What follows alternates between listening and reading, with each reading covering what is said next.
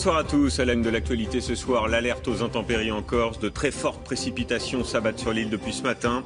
Les dégâts sont considérables. Routes coupées, transports paralysés. On retrouvera Charles Guillard en direct d'Ajaccio.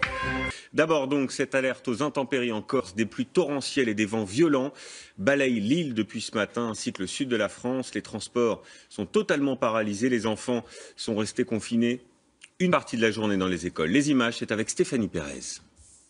C'est un automobiliste qui filme. Impossible d'aller plus loin sur cette petite route entre Bastia et Saint-Florent. L'eau dévale de la montagne. Un torrent extrêmement puissant. Un peu plus bas, dans cette région de Haute-Corse, ce sont les rivières qui sortent de leur lit. En quelques minutes, l'eau monte très vite et s'engouffre dans les rues. Des coulées de boue que rien ne semble pouvoir arrêter. À certains endroits, le goudron ne résiste pas. Dans certains quartiers, il est trop dangereux de rester chez soi. Les pompiers commencent les évacuations. Le niveau monte d'heure en heure. Tout doucement, ça a pris ma maison, voilà. Et là, on ne peut plus rien faire. Ma voiture, c'est fini, je ne l'ai plus.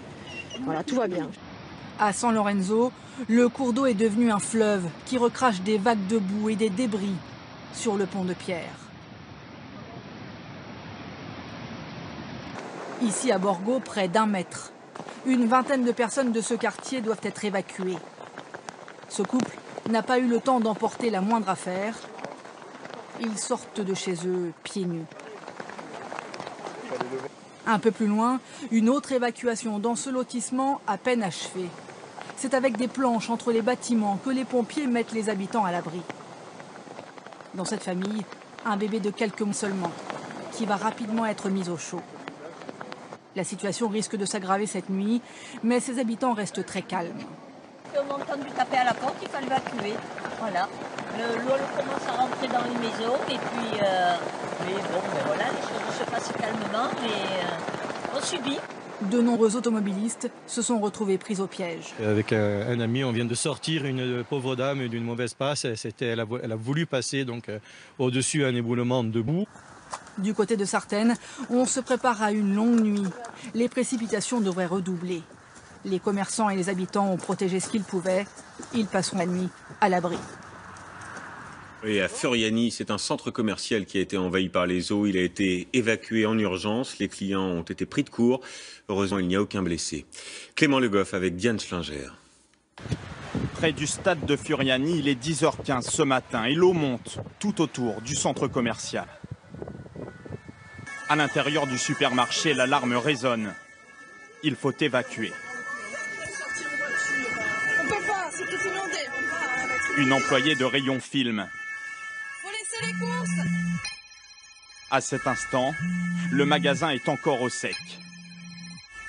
Certains se réfugient au premier étage du parking, juste à temps.